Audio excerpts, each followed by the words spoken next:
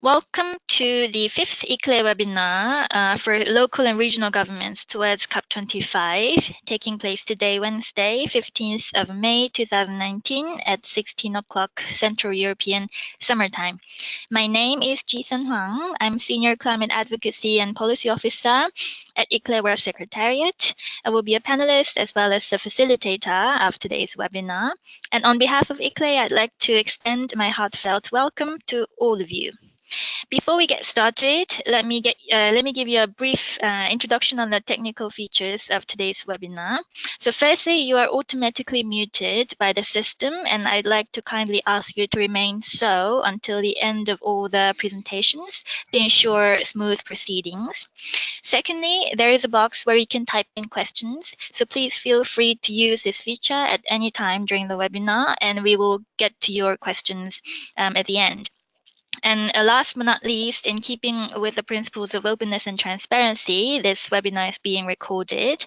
And upon closure of this webinar, you will be receiving the recording of this webinar as well as PPT slides that we will be presenting to you. Now with that, I'd like to introduce my fellow panelist, Mr. Yunus Arikan. Yunus is Director of Global Advocacy at ICLEI World Secretariat, who is also the local governments and municipal authorities constituency focal point to the UNFCCC. Now with that, let us get started in today's webinar. So today, here is a table of contents for today's webinar. So firstly, we will be going through updates on the 2019 agenda for our constituency. So we'll be looking at the SG Summit as well as ICAP. And on the UNFCCC front, we will be presenting to you the incoming presidency priorities, as well as SB50 agenda for the LGMA, and then the Marrakesh Partnership, as well as the current state of play on the preparations for the Standing Committee on Finance Forum on Sustainable Cities. Now with that, I give the floor to Yunus. Yunus, over to you. Thank you, Jasun. Good morning, good afternoon, good evening, ladies and gentlemen, colleagues all around the world. Thank you for joining this fifth webinar. And I'd like to cover the first part of this webinar in terms of the global agenda and progress on key events. And Jason will continue on specifically on the Marrakesh Partnership and upcoming UN Climate Conference in Bonn, which is abbreviated as the SP50. To start with a recap, as we have been covering from last month's webinar, every year the constituency of local and regional governments under the name of LGMA are engaged in the processes of the UN Climate Convention, particularly in three main channels. First, we're showcasing our activities and our achievements, our commitments. This is mainly through our data platforms. You may recall that CDP and ICLEI just recently launched the joint unified reporting system. This is feeding into the NASCA directly. That will be, of course, an enhanced and simplified way of working that will hopefully accelerate the reporting of information from local and regional governments. We also organize our side events and summits, local and regional leaders climate summits, as well as side events. We participate in the consultations, mainly through the workshops throughout the year, but also in the design of the multi-stakeholder partnerships, particularly through the Marrakesh Partnership. But we also contribute, and that is, of course, one of the main goals, to influence the decision-making, which is, of course, in the hands of the national governments, but with inputs and consultations with stakeholders, including local and regional governments as governmental stakeholders. This is mainly done through interventions during the negotiations, either verbally or with written comments, but Friends of Cities, which is the friendly national governments who support the idea of multi-level action or working with in collaboration with local and regional governments, is our main channel, because they are the ones who are able to insert into the negotiation text our proposals. For this year, 2019, of course, every COP every year has its own unique challenges and priorities. For this year, the ones that we are like to follow up, of course, we want to build on the success of COP24 in Katowice, which is particularly important about the follow-up of the Talanoa dialogues that all the parties are invited to improve their NDCs through the inputs and outputs and outcomes of the Talanoa dialogues. And of course, cities and regions Talanoa dialogues played a key role with all these 40 countries and more. We want to show that the discussions or the culture started with the Talanoa dialogues now feeds into the Talanoa into the NDCs of national governments. So this will be case by case process. This year, particular emphasis on the local climate finance or localizing climate finance. An important meeting will be held in September. The Standing Committee on Finance Forum will be focusing on sustainable cities to be hosted in Beirut in September. And this year is a year of ambition, as mentioned by numerous updates from the UN. We have a climate action summit on 23rd of September, and of course, the idea of climate neutrality is now to be demonstrated concretely, both in terms of commitments at all levels of government, but also concrete progress. Therefore, whatever happens at the COP agenda, we as our members and constituency, we should be encouraging our members to adopt new targets on climate neutrality or demonstrate their progress. Then what are the key events? As you remember, we are following the agenda of the constituency of local and regional governments. We have our own summits, we have our own let's say key events. We always have been mentioning that May would be particularly heavy. In particular, we will have the Urban 20, we will have the ICA International Conference on Climate Action in Heidelberg. Then we will have also the R20 Austria Summit in Vienna. Meanwhile, at the end of May, the UN Habitat Assembly will convene, and we will then feed into the numerous events in June, including the UN Bonn Climate Conference, but also other events like G20, Ministers of Environment and Energy, or US Conference of Mayors in Hawaii. These are a number of other parallel events that will be important for us. We would expect to have more numbers of events in September. One important update will be coming up in terms of the timing and venue of the Latin America Region Climate Week, but Jisung will touch upon it in her presentation. Here the text says 22nd, but 26th of May would be important for Europe, but the impacts will be beyond Europe. The European Parliament will be the members of the European Parliament will be elected by the European citizens on the 26th of May. Especially the European mayors have also been trying to motivate their citizens to go to the ballot boxes. And just last week, there was a letter signed by 210 European mayors to European Commission and the European Council for them to encourage ambitious climate action, and of course to the candidates who would like to be taking part in the European Parliament, so that they support ambitious climate action, because the Parliament that will be elected in May will define the next couple of years, including the strategy of the direction of the Commission. And of course, our hope is that the leadership of the European Union on ambitious climate action should not be weakened, but just on the contrary, should be increased and enhanced. And local and regional governments are clearly supportive of this ambitious vision, and they could be inspired with many of the ambitious climate targets and actions that our members are taking place in Europe and worldwide. Climate Action Summit on the 23rd of September is advancing. There had been latest updates. We will just go through it, but just to recap, there will be 9 action areas. Each of them are led by at least 1 or 2 countries. These list is a bit updated every month almost.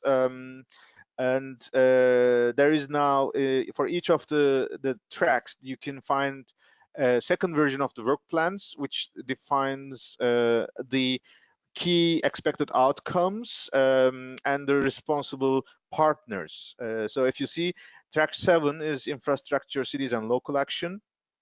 In the next slide, now we are going to see these sub-tracks. As you can find, there will be 5 sub-tracks of this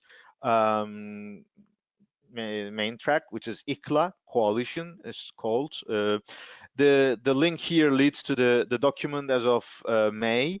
As of today, this document shows that transport, buildings, decentralized finance, urban climate resilience, and mobilization of subnational actors is the 5 priorities. Each of them are led by several or 1 or 2 countries, as you can see. You can also find the key objective and the respective, let's say, partner institutions. The official document, of course, lists much more in detail, but we want to at least highlight in this summary document the countries, the national governments listed in this document are supporting Turkey and Kenya as the co-leaders. As far as we are known, so in addition to Singapore, Germany, Canada, and Mexico, and Brazil has just joined a couple of weeks ago, and we are hearing Russia would also be joining the ICLA coalition. This, of course, introduces a new balance in this group. So we have a number of ambitious countries, but we also have a number of countries who are not party to the Paris Agreement or who have shown explicit resistance for its ambitious implementation. So the outcome of this ICLA coalition would be pretty interesting. So we look forward to further updates. We would encourage to check the website regularly, and as you have seen, mobilization of local and regional governments is particularly taken up by the Global Covenant of Mayors Secretariat, so we should be waiting for further updates. But the other transport, buildings, and decentralized finance, we also have a number of engagement opportunities. This also doesn't exclude our engagement with other tracks, but each track is on its own unique, so it's more like a work in progress. What we are aware is that at the end of June, on 30th of June, there will be an Abu Dhabi summit, which is preparation for the last fine-tuning. During the last couple of days, we have received a PowerPoint that from the UN Secretary General's office as part of the discussions at the Marrakesh Partnership Workshop. We will be checking with the Secretariat and UNFCCC whether we are able to share this webinar PowerPoint with participants of LGMA constituency, and if we can receive a green signal, we will be happy to share this with you as well. Coming to ICA, it's not next week. This would be held in Heidelberg, Germany, on 22nd and 23rd of May. This list is not, there's not serious change. It will be having a plenary meeting, then in the afternoon on the 2nd, there will be sectoral thematic workshops, and on the 23rd, we will start with the mayor's breakfast, and while there will be a discussion on partnership declaration, a high-level roundtable will be taking place. Meanwhile, there will be some cross-cutting issues on governance and finance. The workshops on these kind of topics will continue, and this will be concluding the ICA on its own, and the Secretariat, which is led by the German government, German Minister of Environment, State of Baden-Württemberg, and City of Heidelberg, is also now compiling specific initiatives as well. We have received a positive signal that we are able to circulate the partnership declaration to the LGMA constituency and the Friends of Cities. So after this webinar, when we send the link to this PowerPoint, we will also share with you the partnership declaration as of today for your information, and those who are expressing their endorsement could communicate this to the ICA Secretariat. On terms of initiatives, ICLEI and the NDC partnership is running one of the workshops. It will be on supporting collaborative climate action. As you see, there are around 20 workshops or 20 work streams, so each of them have their own specific initiatives. One of the things we are discussing at the moment is to officially kick off the concept of Friends of Multi-Level Action at the UNFCCC. Just would like to recall in that sense, this is a consolidation of the vision that as of now with the Paris Agreement, we have a concept of multi-level action, which is enshrined into the Paris Agreement. There is a collaborative action, which is different modalities of collaboration between different levels of governments on specific themes or specific topics or in specific moments in time, because countries who may be supportive of collaborative action among multiple tiers of government may not be supporting this forever. There may be changes. We all are aware of the political challenge at the domestic level. So this is not always that one country is always supporting the same policies forever. So let's be aware of it. And of course, the ultimate goal is to have vertical integrated action, which is all the commitments, all the data, and all action plans, both in the preparation but also in the implementation, are developed in strong consultation and collaboration with all levels of government. And that is, of course, in an ideal scenario, which I believe we are hardly able to define any one single country who can do all of them at the same time. So it's more like the goal that we want to achieve. Why are we building on that? So there is this Paris Agreement.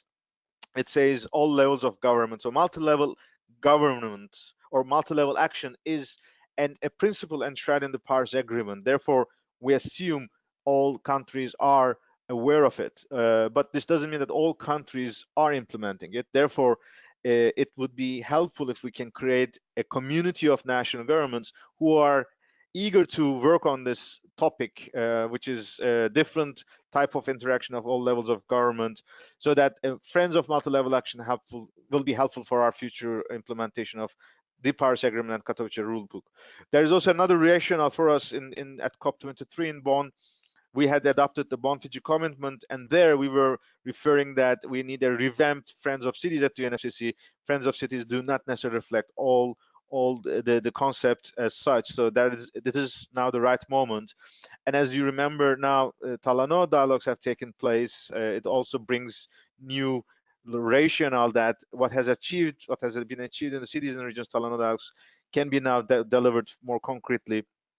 And NDC partnership is an important tool. ICLEI is the first observer or associate member, and over these years we have been discussing with the NDC Partnership Secretariat and the partners around that the idea of creating a working group or an ad hoc group is still on the table, but it is not confined or enshrined yet.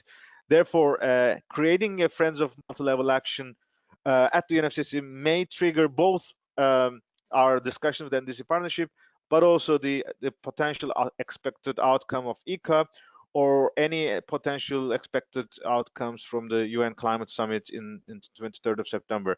Therefore, we believe it's the right moment to kick this off at SP50, which is the UN Climate Conference in June in 2019. You will hear a bit more in that when Jason is going through the agenda of us in the June conference. With this, I'd like to hand it over to Jason for the next part of the presentation. Thank you, Yunus.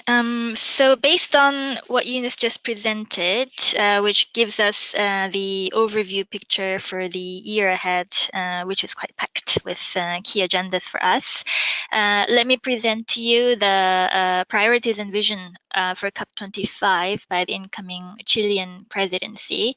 So as all of you know, the incoming presidency is quite strong in their push towards having this COP as the COP of ambition.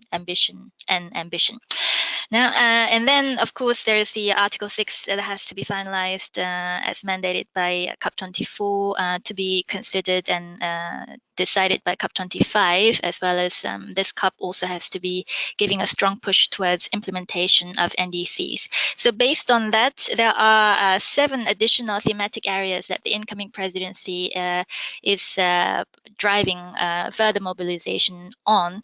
So probably many of you have heard that this incoming presidency's COP25 will be a blue COP. That refers to these 2 areas of oceans and Antarctica.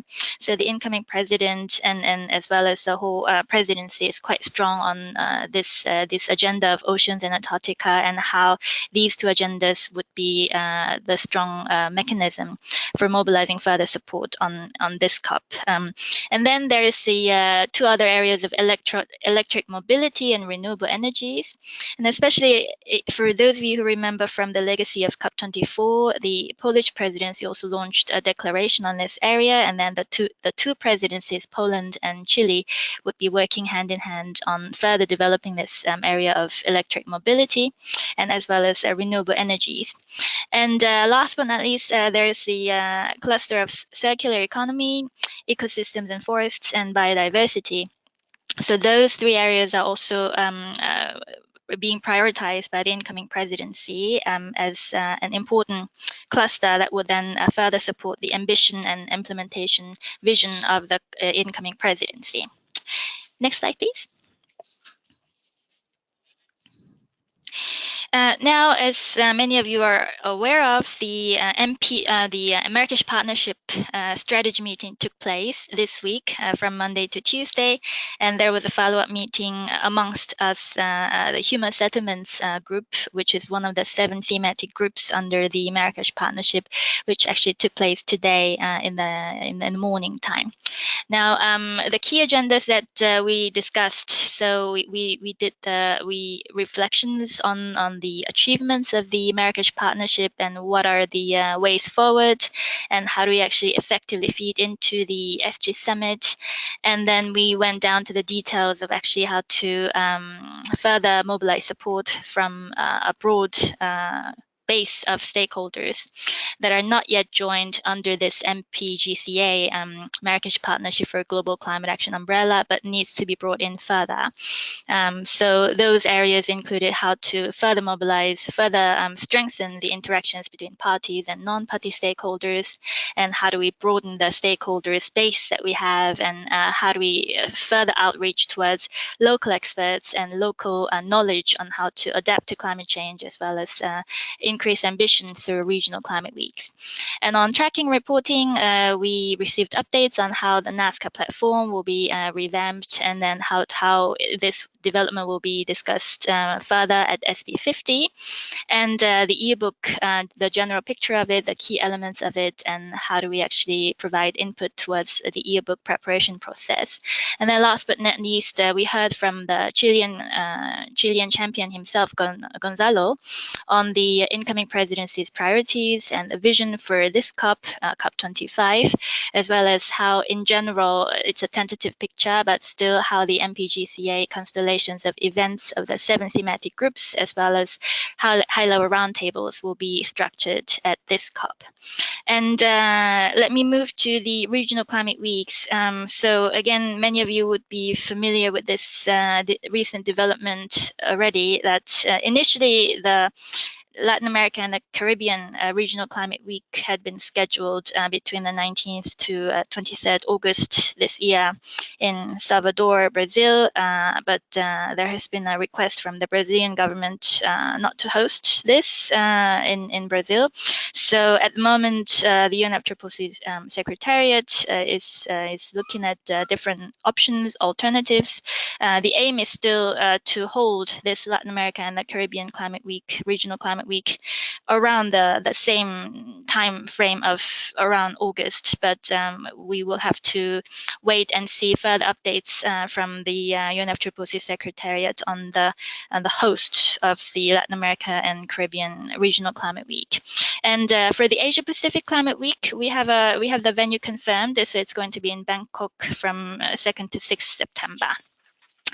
Now let us move to the SB50. So subsidiary bodies 50th meetings will be taking place in Bonn, Germany from the 17th to the 27th.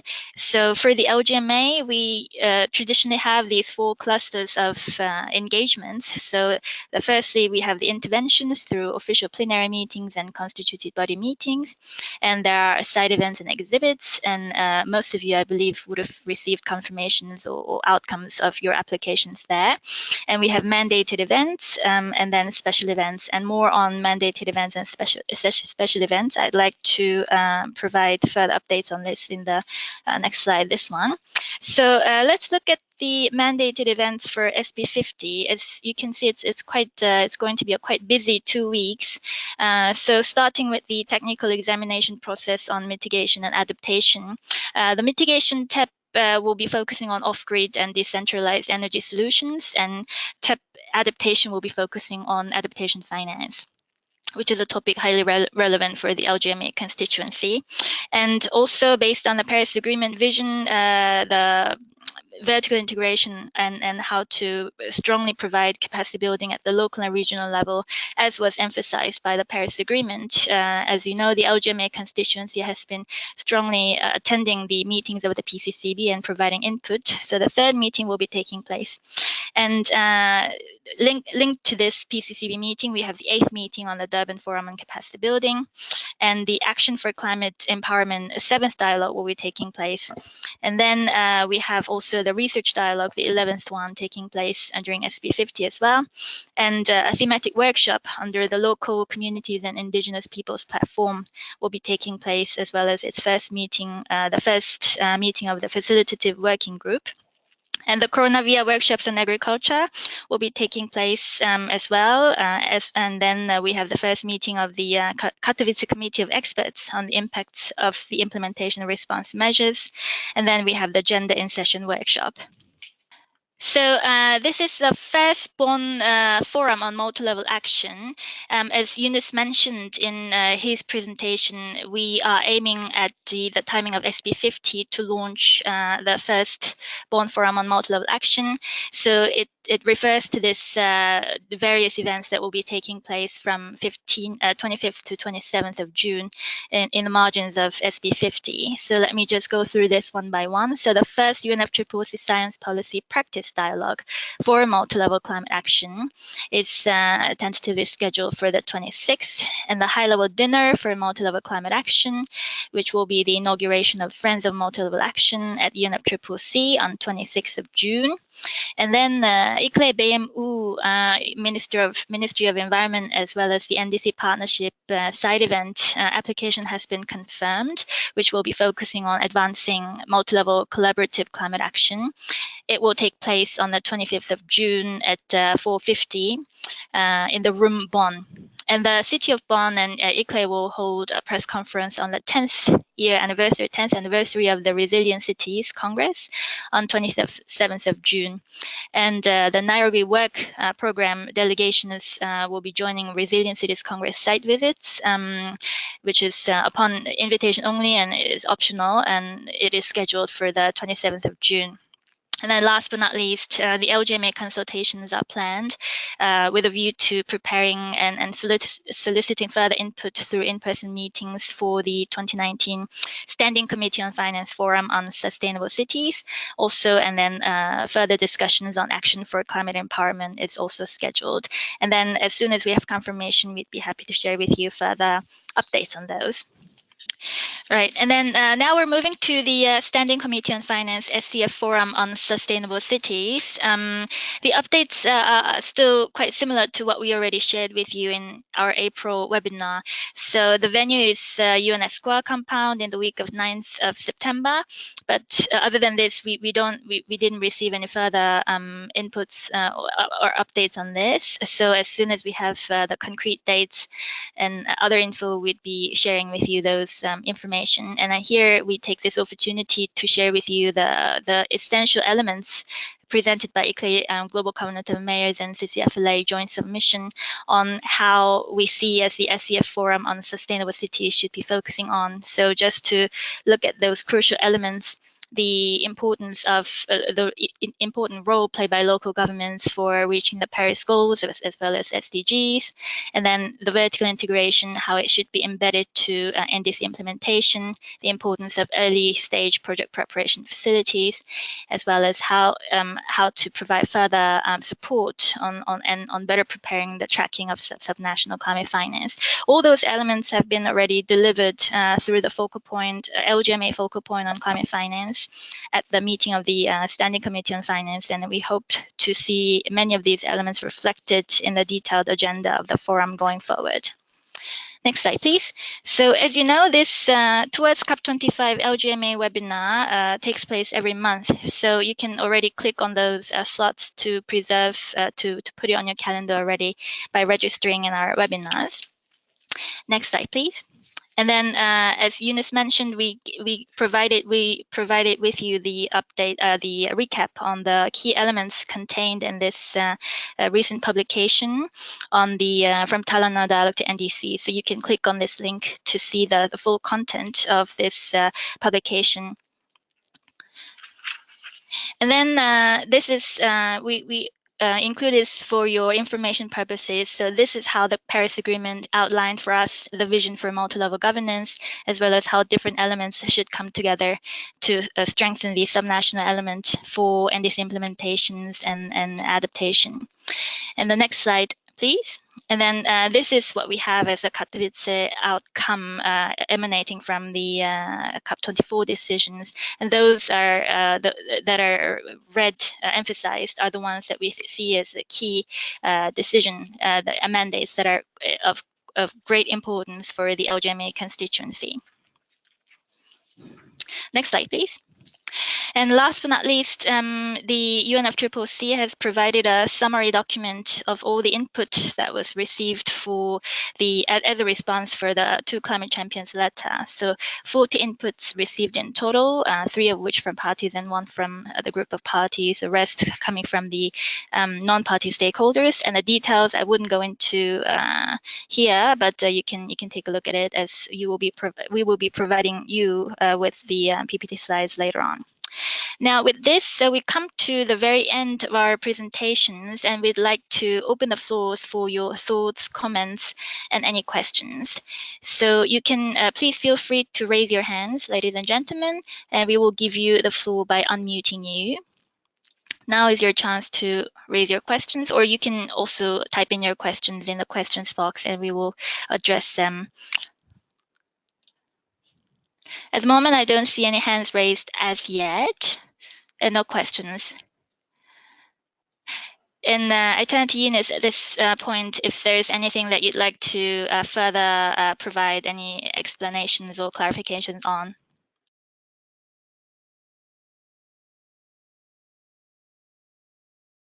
Thanks, Jason. Maybe we can give a couple of more minutes.